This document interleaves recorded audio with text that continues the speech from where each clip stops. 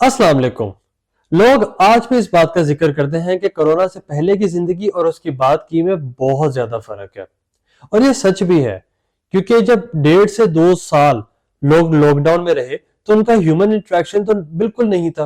और जब लॉकडाउन खत्म हुआ और लोगों ने वापस सोसाइटी में आना शुरू किया, आपस में इंटरेक्शन किया, तो एक बहुत ऑकवर्ड सिचुएशन बन जाया करती थी।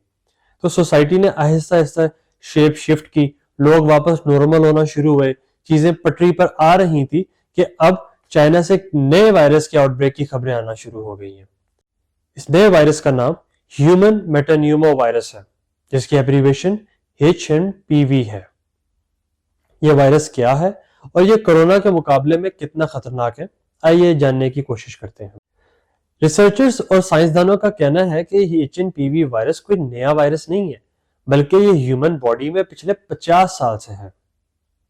इसका पहला केस 2001 में नीदरलैंड्स में हुआ था, और तब भी इसने कोई खतरनाक आउटब्रेक नहीं दी थी कि वहां पे लॉकडाउन लग गई या सिचुएशंस बहुत खराब हो गई।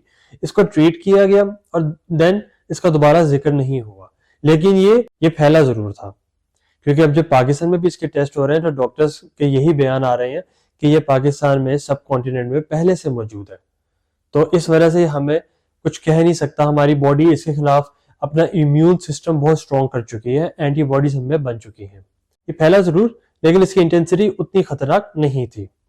ये दरअसल वायरस की एक टाइप है। ये एक सिंगल स्ट्रैंडेड RNA वायरस है जो बेसिकली RNA को ह्यूमन बॉडी के अटैक करता है। इसके जो सिम्टम्स हैं वो काफी ज्यादा कोरोना से मिलते जुलते हैं, और ये दरअसल एयरबोर्न चीजों से फैलता है। एयरबोर्न से मुराद जैसे आप छींकते हैं तो जब जरासीम आपकी छींक से बाहर आते हैं तो वो जब किसी आपके साथ बैठे हुए दूसरे को लगते हैं तो उस वजह से ये फैलता है। सेम खांसते हैं जब आप, तब भी यही सराउंडिंग में जो आपके इर्द गिर्द होते हैं तो वो इन्फेक्ट हो सकते हैं इससे।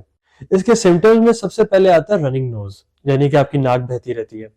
फिर सर दर्द आता है, बुखार आता है, और एक्सट्रीम केसेस के अंदर निमोनिया हो जाता है।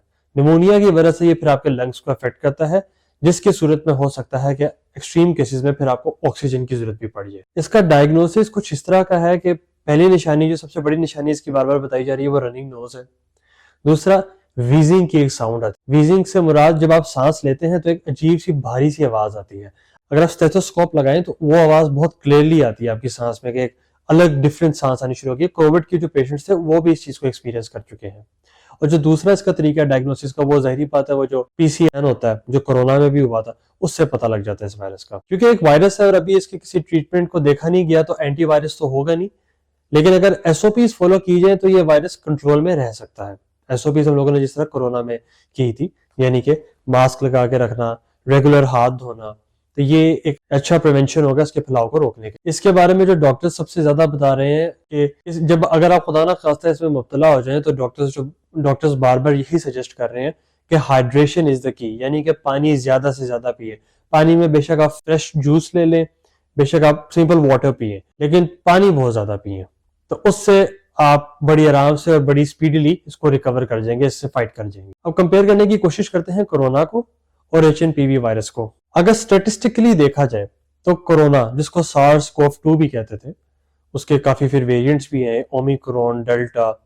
कोरोना HNPV वायरस के मुकाबले में बहुत ज्यादा सुवेयर था। जैसे कि अगर हम इंक्यूबेशन पीरियड का टाइम देख लें, इंक्यूबेशन पीरियड यानी कि जो वायरस आपकी बॉडी में घुसा है वो आहिस्ता आहिस्ता जो डेवलप हो रहा है, वो कोरोना का था 7 से लेकर 14 दिनों का, और HNPV वायरस का है वो यानी 5 से 7 दिन का। फिर R0 वैल्यू अगर हम देख लें, R0 वैल्यू से मुराद कि एक शख्स के मुकाबले में वो आगे कितने शख्स को वायरस लगा उस एक शख्स से।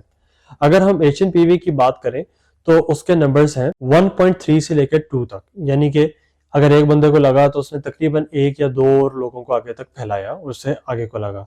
लेकिन अगर हम यही कोरोना की बात करें तो कोरोना का R0 नंबर है 2.5 से लेकर 3, यानी कि लगभग राउंड ऑफ 3 लोगों को लगता था एक बंदे से। तो ये बहुत खतरनाक बात है, और जाहिर बात है इससे ये भी चीज क्लियर होगी कि कोरोना बहुत ज्यादा स्पीड में फैला, उसकी स्प्रेडेबिलिटी भी बहुत ज्यादा थी HNPV की निस्बत। कोरोना की एक खतरनाक बात ये भी थी कि वो बड़ा लंबा अरसा भी रहता था।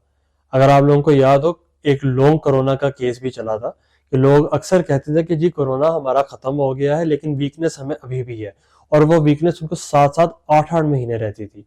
वेराज अगर हम इसको कंपेयर करें उसके साथ HNPV को, तो ये सिर्फ हार्डली 10 दिन मैक्स तक रहता है, जो वीकनेस है, जो सिचुएशन रहती है, फिर human body proper full functioning पे आ जाती है और अपने काम शुरू कर देती है। तो अगर हम फेस टू फेस कंपैरिजन करें तो कोरोना ऑफ कोर्स बहुत ज्यादा खतरनाक था। H1P से हमें इतना घबराने की, इतना डरने की जरूरत नहीं है। लेकिन जिस घर में छोटे बच्चे हैं, यानी कि इन्फेंट्स हैं, बूढ़े लोग हैं, ओल्ड एज पीपल, और जो खवातीन प्रेग्नेंट है स्पेशली, उनको अपना ख्याल स्पेशल रखना पड़ेगा, क्योंकि ये वायरस स्पेसिफिकली उनको ज्यादा अटैक करे। और साथ ही साथ जो लोग जिनको सांस की बीमारियां हैं या एलर्जी, स्पेशली एस्थमा के जो पेशेंट्स हैं, उनको भी अपना ख्याल रखना पड़ेगा। ये वबा कोरोना के मुकाबले में तो बहुत कम खतरनाक है, लेकिन अगर हम बेसिक SOPs को फॉलो करें जो कोरोना के जमाने में थी, यानी कि हाथ धोना, सैनिटाइजर का इस्तेमाल करना, फेस मास्क का इस्तेमाल करना, तो हम इसको भी ओवरकम कर जाएंगे। बल्कि हमें चाहिए कि ये जो बेसिक SOPs है, इसको हम अपने लाइफस्टाइल में फिट कर लें। इसमें हमारा ही भला है और वायरस को हम फैलने से भी रोक सकेंगे। बहुत शुक्रिया।